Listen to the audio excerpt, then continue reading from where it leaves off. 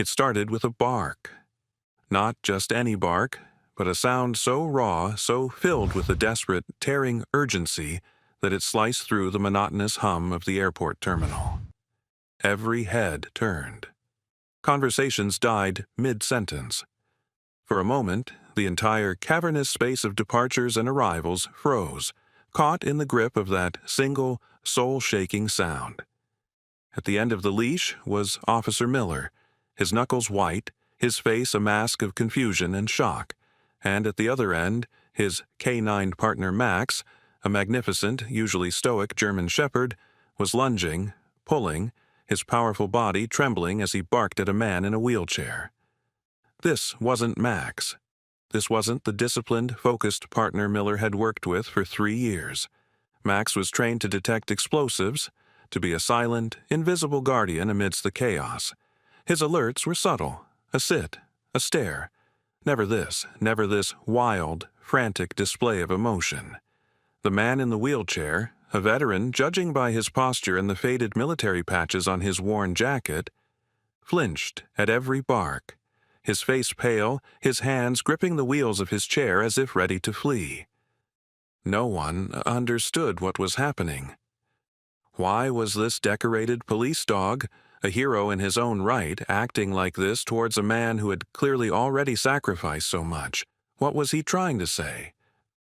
What happened next would leave everyone, from the hardened airport security to the everyday travelers, utterly stunned.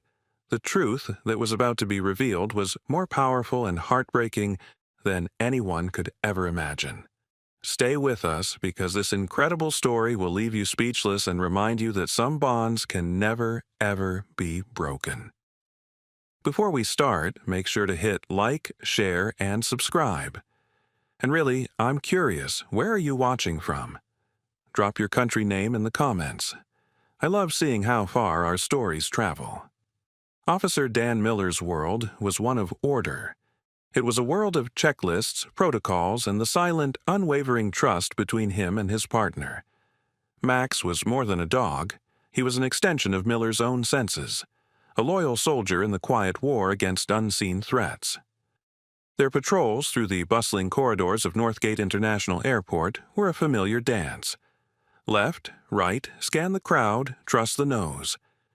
Max's calm demeanor was a reassuring presence, a silent promise of safety to the thousands of travelers who rushed past, their minds on flights and family oblivious to the guardians in their midst. But today, the dance had shattered. The order had dissolved into chaos. Max's barks echoed off the polished floors, each one a desperate plea that Miller couldn't decipher. The dog's eyes, usually sharp and focused, were now wide, glassy, and fixed solely on the man in the wheelchair. He wasn't growling. This wasn't aggression. It was something else, something deeper. It was a sound of grief, of recognition, of a heart breaking and reaching out all at once. "Max! Heel! Heel!" Miller commanded, his voice tight with strain as he pulled on the thick leather leash. Max ignored him. It was as if Miller wasn't even there. The dog whined, a high, piercing sound that twisted in Miller's gut. He strained forward again, his paws scrabbling for purchase on the slick floor, his entire being directed at the veteran. The man, who looked to be in his late 30s, visibly recoiled. His face, etched with lines of pain and exhaustion, hardened into a defensive mask. One of his pant legs was folded and pinned just below the knee, a stark testament to a sacrifice made far from this sterile, brightly lit terminal. "Get your dog away from me," he snapped, his voice rough. "Can't you control your animal?" A small crowd was forming a semicircle around them, phones already emerging, whispers rippling through the air. Miller felt a flush of heat creep up his neck. This was a nightmare scenario. A K-9 unit causing a public disturbance was a black mark on the entire department. He could feel the judgmental stares, the mix of fear and morbid curiosity. A portly airport security supervisor, Henderson, bustled over, his face a thundercloud of bureaucratic indignation.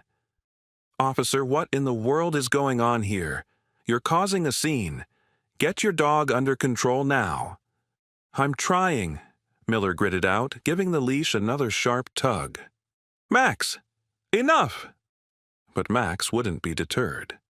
He quieted his barking for a moment, replacing it with a continuous heartbreaking whimper. He lowered his body into a submissive crouch, his tail giving a few tentative thumps against the floor. He crept forward, inch by inch, until his nose was just feet from the veteran's hand. His gaze never wavered, and in their depths, Miller saw an ocean of emotion he couldn't comprehend. The veteran, whose name tag on his bag read Cole, watched the dog's advance with a mixture of fear and confusion. The anger in his face began to soften, replaced by a flicker of something else. A pained bewilderment. He looked at the dog, truly looked at him, and for a split second his tough exterior seemed to crumble. "Sir," Miller said, trying to de-escalate the situation, his voice firm but respectful. "I'm so sorry, I don't know what's gotten into him. He's never done this before." "Just get him away," Cole repeated, but his voice had lost its edge. It was now quiet, almost a whisper. Henderson stepped forward, puffing out his chest. "This is unacceptable. This animal is clearly unstable. I want him removed from the terminal floor immediately." "And you," he said, pointing a stubby finger at Cole. "I'm going to need you to come with me for questioning. This kind of disturbance warrants a full report." The injustice of it hit Miller like a physical blow. Questioning? This man had done nothing but sit there. "He's done nothing wrong," Miller stated, his voice dropping to a low, protective growl of his own. "My dog is the one acting out of character. This is on me." But Miller knew, deep in his gut, that it wasn't that simple. Max didn't make mistakes. His instincts were flawless, honed by years of training and a bond that transcended mere commands. If Max was reacting this strongly, there was a reason. A powerful reason. And it had nothing to do with explosives or contraband. This was personal. This was a message only the dog understood. And Miller knew, with a certainty that chilled him to the bone, that he had to figure out what it was. He couldn't just walk away. Ignoring Henderson's sputtering protests, Miller made a decision. He looked from his distressed partner to the haunted eyes of the veteran. There was a connection here, a story waiting to be unearthed. "Sir," he said to Cole, his tone softening, "would you mind coming with me to a quieter place just for a few minutes? I need to understand this." He looked at Max, who was now resting his head on his paws, whining softly, his eyes still locked on Cole. "He needs me to understand this." Cole hesitated, his gaze shifting from the dog to Miller, then to the gawking crowd. He looked trapped, a man who had survived a war only to be cornered in a place of transit. Finally, with a weary sigh that seemed to carry the weight of the world, he nodded. "Fine. But make it quick. I have a flight to catch." A flight, Miller sensed, that he was desperate not to miss. A flight away from everything he had ever known.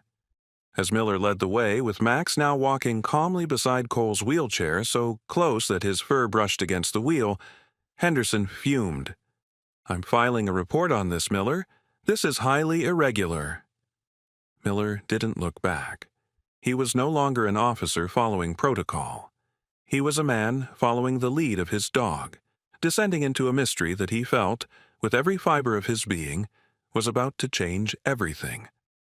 The private screening room was small, quiet, and sterile. The sudden silence was a stark contrast to the cacophony of the terminal, and it seemed to amplify the tension in the air. Cole wheeled himself to the center of the room and stopped, his back rigid, his hands resting uneasily in his lap. Officer Miller closed the door, shutting out the prying eyes and the indignant muttering of Supervisor Henderson. The moment the latch clicked, Max, who had been unnaturally calm on the walk over, moved with purpose.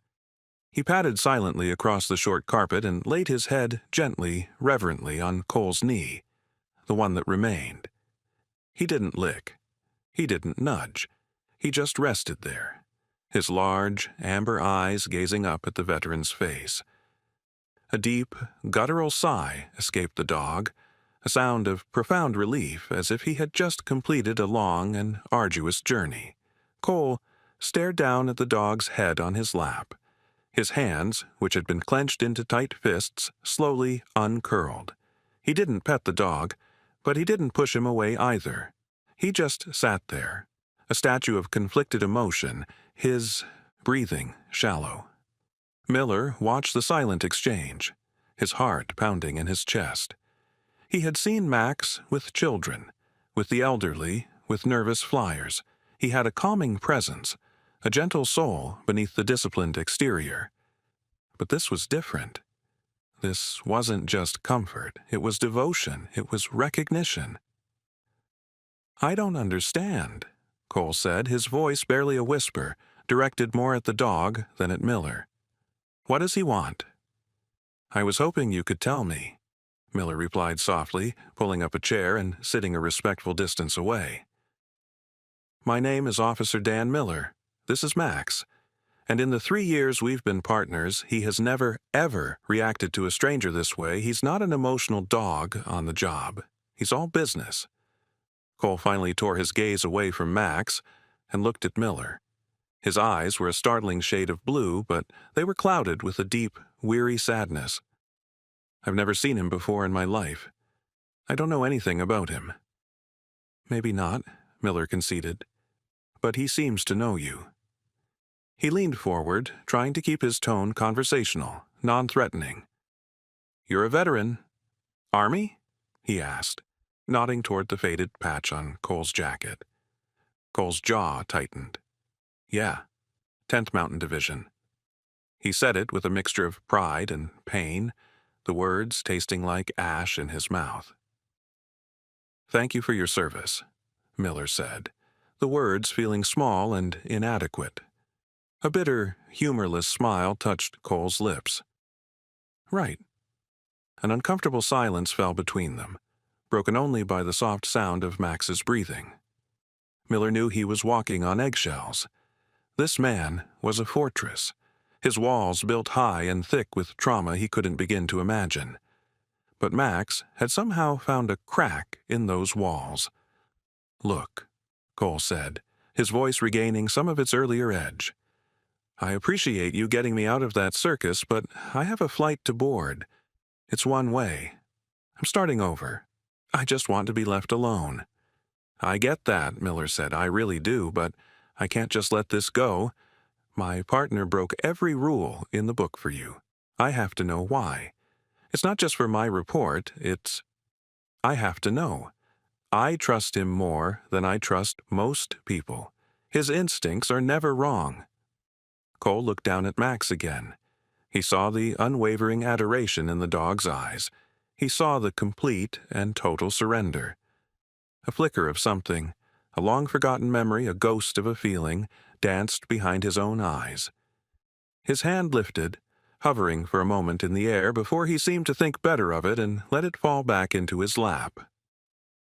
"He's a good-looking dog," Cole admitted, his voice softening once more. "German Shepherd? Prime of his life? Looks like he came from a military line?" Miller's eyebrows shot up. "He did. His file is mostly classified. He was a military dog before he washed out due to an injury. They rehabilitated him and transferred him to law enforcement. We never got the full story. Just that. He served somewhere in Afghanistan." At the mention of Afghanistan, a shadow passed over Cole's face. It was so fleeting, so subtle, that anyone else might have missed it. But Miller, a trained observer, saw it. He saw the way Cole's shoulders tensed, the way his gaze unfocused for a split second as if he were looking at something far, far away. "A lot of good dogs served over there," Cole said, his voice suddenly thick with emotion. He cleared his throat, trying to regain his composure. Miller decided to take a chance, to follow this thread. "Did you work with the K-9 units?" Cole didn't answer right away. He stared at a blank spot on the wall, his mind clearly somewhere else. In a dusty, sun-scorched landscape, perhaps. Miller waited, letting the silence stretch. Max seemed to sense the shift in the room. He let out another soft whimper and nudged his head against Cole's hand, urging him, prompting him. Finally, Cole spoke. "Yeah," he said, the single word heavy with a universe of unspoken stories. "I was a handler." The puzzle pieces were beginning to shift, to rearrange themselves in Miller's mind, but the image was still blurry, incomplete. A handler. This man, this wounded warrior, had shared the same sacred bond with a dog that Miller now shared with Max. He understood the silent language, the unbreakable trust. "What was your partner's name?" Miller asked gently. The question hung in the air, charged with a sudden palpable electricity. Cole's carefully constructed walls began to tremble. He squeezed his eyes shut as if in immense pain. "That doesn't matter," he choked out. "He's gone." "I'm sorry," Miller said, his heart aching for this broken man. "Don't be," Cole shot back, his eyes snapping open, blazing with a fresh wave of anger. An anger Miller now recognized as a shield for his grief. "It was a long time ago." But Max knew it wasn't a long time ago. For him, it was yesterday. It was now. He pushed himself up, placing his front paws delicately on the armrest of the wheelchair. He stretched his neck and began to lick the tears that were now silently streaming down Cole's face. And that's when Miller saw it. As Cole lifted his arm to weakly push the dog away, his sleeve slid back, revealing a tattoo on his forearm that had been previously hidden. It was a military crest, faded by time and sun, but the image within it was still clear. It was a paw print. The sight sent a jolt through Miller. A paw print. A symbol of the bond between a handler and his K9. It was a common tattoo among them. But there was something about this one. Something about the way Max was now nudging his nose right against that specific spot on Cole's arm, as if he were reading an old, beloved letter. The story was right there. It was screaming at him, from the veteran's haunted eyes, from the dog's desperate affection, from the faded ink on a soldier's skin. Miller felt like he was standing on the edge of a cliff, about to witness something profound. He just needed one more piece, one more key to unlock the whole thing. He had to know the name. The memory was a phantom, a ghost that haunted Sergeant Cole's waking hours and ambushed him in his dreams. It wasn't a single memory, but 1,000 vivid moments, sharp as shrapnel that were forever embedded in his soul. It was the scorching Afghan sun, the taste of dust in his mouth, the bone-rattling vibration of a Black Hawk helicopter. And through it all, the constant, reassuring presence at his side. Titan. Titan wasn't just his K9 partner, he was Cole's anchor in a world spun loose from its moorings. He was a magnificent sable German shepherd, a creature of breathtaking intelligence and unwavering courage. His eyes, the color of rich whiskey, held a wisdom that seemed ancient. In the chaos of deployment, where friendships were forged in fire and lost in an instant, the bond between Cole and Titan was the one constant, the one absolute truth. He remembered the day they were paired. The dog, a powerful, aloof animal, had regarded him with a cool indifference, but Cole had seen the fire behind the discipline. He spent weeks earning the dog's trust, not with commands, but with quiet respect, with shared meals, with long, silent walks under the vast, star-dusted Afghan sky. The moment of connection, when it finally came, was as profound as any human relationship he had ever known. It was a soft nudge of a wet nose against his hand, a deep sigh of contentment as the dog slept at the foot of his cot. From that day on, they were one entity, moving and thinking in perfect, unspoken sync. They were a legendary team. Titan's nose was unparalleled. He could detect a hidden IED from 100 yards away, his body language shifting in a way only Cole could read. He saved their platoon more times than anyone could count. He was their guardian angel, their four-legged shield against an invisible enemy. The other soldiers revered him, sneaking him extra rations and scratching him behind the ears, a small gesture of gratitude for the life he had given them back, day after day. But for Cole, it was more than that. In the quiet moments between patrols, Titan was his confessor. Cole would talk to him, telling him stories of home, of the green hills of Vermont, of the life he hoped to return to. Titan would listen, his head cocked, his gaze steady and understanding. He was the keeper of Cole's fears, the silent witness to his vulnerability. He was the reason Cole felt whole in a place designed to break men apart. The last day played over in his mind on a relentless loop. It was a routine clearing operation in a small village in the Helmand province. The heat was oppressive, the tension a living thing that shimmered in the air. Titan was on edge, more so than usual. He kept whining, pulling at his leash, trying to lead them away from the designated path. Cole trusted him implicitly. "What is it, boy?" he had murmured, kneeling down, his hand on the dog's powerful neck. "What do you smell?" Titan looked at him, his eyes wide with a desperate warning. He was telling him, screaming at him, that they needed to turn back.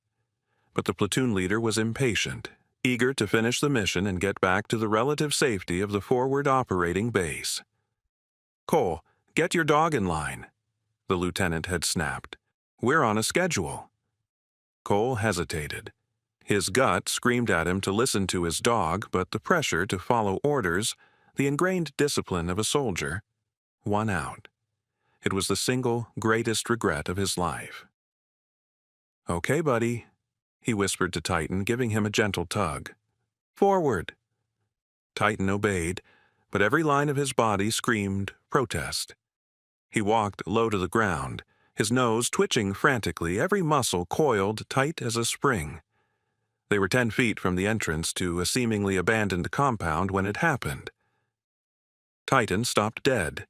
He planted his feet, refusing to move another inch. He turned and shoved his head hard into Cole's leg, a final, desperate attempt to stop him. And then the world dissolved into a storm of fire, noise, and blinding white light. The IED wasn't on their path. It was a secondary device, triggered remotely, planted in the wall of the compound. The blast threw Cole backwards like a rag doll. He remembered the searing, unimaginable pain in his leg, the feeling of being torn apart. He remembered the screams of his men, the acrid smell of smoke and burnt earth, but his last conscious thought, the image seared onto the back of his eyelids, was of Titan. The blast had thrown the dog sideways, and he had vanished into the thick, choking cloud of dust and debris. Cole screamed his name, a raw, ragged sound torn from the depths of his soul. "Titan, Titan!" But there was no answer. He woke up days later in a hospital in Germany, his leg gone, his world shattered. The first and only question he asked over and over was about his dog. The answers were vague, sympathetic, and ultimately devastating. Titan was gone, lost in the chaos, MIA, presumed dead. They gave him a Purple Heart for his wound, but it felt like a token of his failure. He had failed his partner. He hadn't listened. He had forced him to walk into the fire. The guilt was a cancer, eating away at him, poisoning every memory, tainting every moment of his survival. He had left the most important part of himself behind in that cloud of Afghan dust. He had lost his Titan, and in doing so, he had lost his own soul. Back in the sterile airport room, the past and present were colliding with the force of a tidal wave. Officer Miller stood frozen, watching the scene unfold, his own heart hammering against his ribs. He felt like an intruder, a witness to a moment so intensely private and sacred that it felt wrong to even be in the same room. Cole was still staring at the paw print tattoo on his arm, his hand trembling so violently he had to steady it with his other. Max, or whatever his name truly was whining, a continuous, desperate sound as he nudged that tattoo, his nose wet against Cole's skin. He was trying to bridge the gap of years, of pain, of mistaken identity, with a single, desperate touch. "Sir," Miller said, his voice barely audible, thick with emotion. "Cole, what was his name?" Cole's head snapped up, his blue eyes swimming with unshed tears. He looked at Miller, then back down at the dog, a storm of disbelief, hope, and crushing grief warring on his face. He was afraid to say the name, afraid to speak it aloud and have the fragile, impossible hope shattered. What if he was wrong? What if this was just a cruel coincidence, a trick of a mind desperate for a miracle?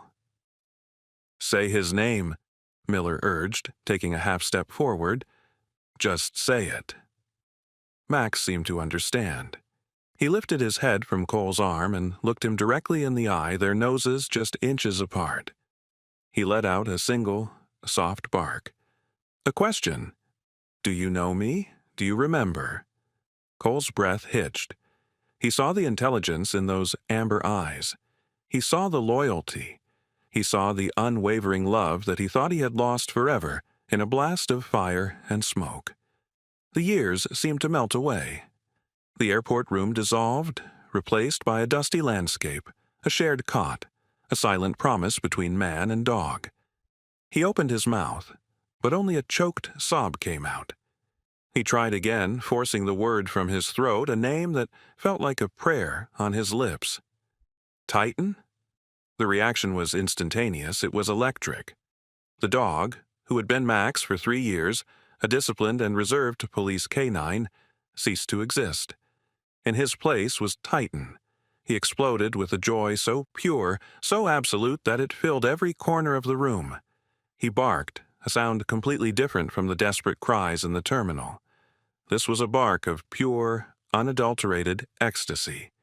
He jumped up, his front paws landing squarely on Cole's chest, and began to frantically lick his face, his tail whipping back and forth with such force that his whole body shook. Whimpers and yelps of joy poured out of him, a torrent of emotion held back for years. It was the sound of a lost soul finding its way home. Cole's carefully constructed fortress crumbled into dust. He wrapped his arms around the dog's neck, burying his face in his thick fur, and he wept. He sobbed with the force of a man who had been holding his breath for an eternity and was finally allowed to exhale. The sounds that came from him were raw, guttural, and heartbreaking. They were the sounds of years of guilt, grief, and loneliness pouring out of him all at once. "Titan!" he cried, his voice muffled by the dog's fur. "Oh God, it's you! It's really you! I thought you were gone. I thought I lost you." Titan just continued to wash his face with loving licks, whining his own story of loss and reunion. "I never forgot you. I looked for you. I waited." Miller stood by the door, tears streaming down.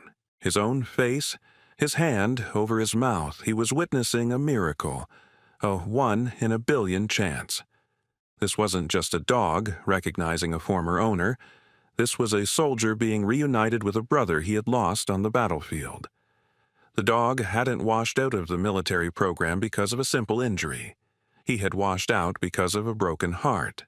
He had lost his handler, his person, and a part of him had shut down. He had performed his duties as Max with skill and discipline, but the fire, the soul Miller had always sensed was missing, had just been reignited in a brilliant, blinding flash.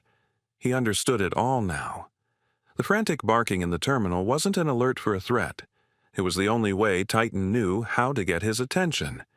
He was screaming, "It's him! Don't let him get away! That's my person!" He had recognized Cole's scent, or perhaps his gait, even in a wheelchair. Or maybe it was something deeper, a connection of the soul that time and distance could never sever. The door to the room suddenly opened, and Supervisor Henderson stood there, his face red with impatience. "Miller, this has gone on long enough. I need a statement from this man, and I need that animal—" He stopped mid-sentence. The sight before him silenced him completely. He saw the decorated police officer, a man he knew as stoic and professional, openly weeping. He saw the disabled veteran, a man he had dismissed as part of a disturbance, clutching a German shepherd as if it were a life raft in a raging sea. He heard the sounds of their shared grief and joy, an emotional symphony so powerful it was almost a physical force in the small room. Henderson's jaw went slack. His bureaucratic anger evaporated, replaced by a look of stunned, humbled awe. He took a half-step back, as if not wanting to intrude on a moment so profoundly sacred. He simply stood there, frozen, his report and his regulations forgotten. Cole finally pulled back, his hands framing Titan's face. He looked into the dog's eyes, his own gaze clear for the first time in years. The clouds of pain and bitterness had parted, and a light was beginning to shine through. He ran a trembling hand over the dog's head, down to his ear. There, half hidden in the thick fur, was a small pale scar, the result of a piece of shrapnel from that same blast. Cole had cleaned that wound himself in the frantic moments before everything went black. He traced the scar with his thumb, the final, undeniable proof. "I never stopped looking for you," Cole whispered, his voice thick. "They told me you were gone. I never believed it. Not really." Titan responded by nudging his head under Cole's chin, a gesture of perfect trust and contentment. He was home. After years of being lost, he was finally home. Miller wiped his eyes with the back of his sleeve and finally found his voice. He looked at Henderson, who was still standing speechless in the doorway. "I think," Miller said, his voice shaking slightly, "you can cancel that report. We found something far more important." The story spread like wildfire. It started with a shell-shocked Henderson stammering into his radio, trying to explain to his superiors what he had just witnessed. It moved to the airport staff who had seen the chaotic beginning and were now hearing whispers of the miraculous conclusion. By the time Cole, Miller, and Titan emerged from the private room, a crowd had gathered again. But this time there were no judgmental stares, no impatient glares. There was only a hushed, respectful silence. People watched as the disabled veteran, his face streaked with tears but shining with a newfound light, wheeled himself through the terminal. And beside him, padding so closely that they were never more than an inch apart, was the police dog, his tail held high, his head occasionally resting on his master's lap. The leash connecting him to Officer Miller was slack, a mere formality. Everyone understood that the dog's true leash, an invisible cord of love and loyalty, was now firmly back in the hands of the man he was born to protect. The story hit the local news that evening, and by the next morning, it was national. The image of the soldier and his long-lost dog, reunited against all odds in the middle of a busy airport, captivated the country. It was a story of hope in a world that often felt hopeless. It was a testament to a bond that war, injury, and years of separation could not break. The police department was inundated with calls and emails. People weren't just touched, they were profoundly moved. They recognized the story for what it was, a love story of the purest kind. Officer Miller found himself in a position he never expected. He was the guardian of this incredible bond, the man who held the leash but knew he was no longer the master. He could have been bitter. He could have felt the loss of his partner, the quiet, dependable Max who had been his shadow for 3 years. But he felt nothing but a profound sense of gratitude. He hadn't lost a partner. He had helped return a hero to his rightful place. He had been a caretaker, a bridge between two souls who had been tragically torn apart. To have been a part of their reunion was the greatest honor of his career. A meeting was called with the police chief, the K-9 unit commander, and a representative from the military. Miller was there, and so was Cole, with Titan lying peacefully at his feet, never letting Cole out of his sight. The decision, when it came, was unanimous and unprecedented. "This dog," the chief of police announced, his voice filled with emotion, "has served our city with honor and distinction as Max, but it is clear that his service, his true duty, began long before he came to us. His name is Titan, and his place is with Sergeant Cole." They officially retired the dog from the police force. In a small, private ceremony, Miller unclipped the police K9 badge from Titan's collar. He then knelt down in front of Cole. "I believe this belongs to you," he said, handing the leash to the veteran. As Cole's fingers closed around the familiar leather, a sense of wholeness washed over him, a feeling he thought he'd never experience again. He wasn't just getting his dog back, he was getting a piece of his own soul back. The anger and bitterness that had been his constant companions for years began to recede, replaced by a quiet, steady warmth.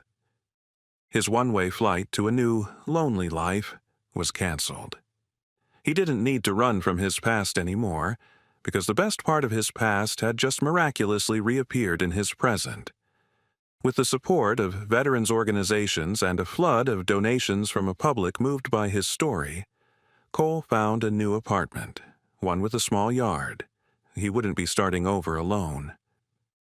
The final scene is not one of dramatic reunions or tearful revelations.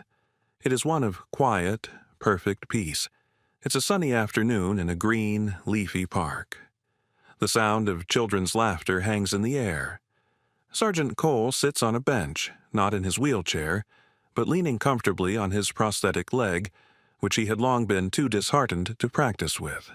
A genuine smile, a sight no one had seen for years, lights up his face. He throws a well-worn tennis ball. "Go get it, Titan." The German shepherd, a blur of sable fur and pure joy, bounds across the grass, his movements fluid and powerful. He snatches the ball from the air and gallops back, his tail a joyful metronome, and drops it at Cole's feet. He looks up, his amber eyes shining with adoration, and Cole reaches down to scratch him behind the ear, right on that familiar spot. There is no more pain in Cole's eyes. The ghosts of Afghanistan have been quieted, not erased, but soothed by the presence of his loyal friend. Titan, the dog who was lost, has found his way home. And in doing so, he did more than just find his handler. He saved him. He had shielded him from bombs on the battlefield, but here, in the quiet peace of a suburban park, he performed his greatest act of heroism. He healed the wounds that no one could see, and he led his soldier out of the darkness and back into the sun. Their story serves as a powerful reminder that the deepest connections are forged not in words, but in shared experience, in unwavering loyalty, and in a love that refuses to be forgotten. It teaches us to listen to the silent language of the heart, especially that of the animals who so often see the truths that we are blind to. And for one man and his dog, it was the end of a long war and the beginning of a beautiful, well-deserved peace. Don't forget to like, share, and subscribe for more stories that touch the heart. We'll see you next time.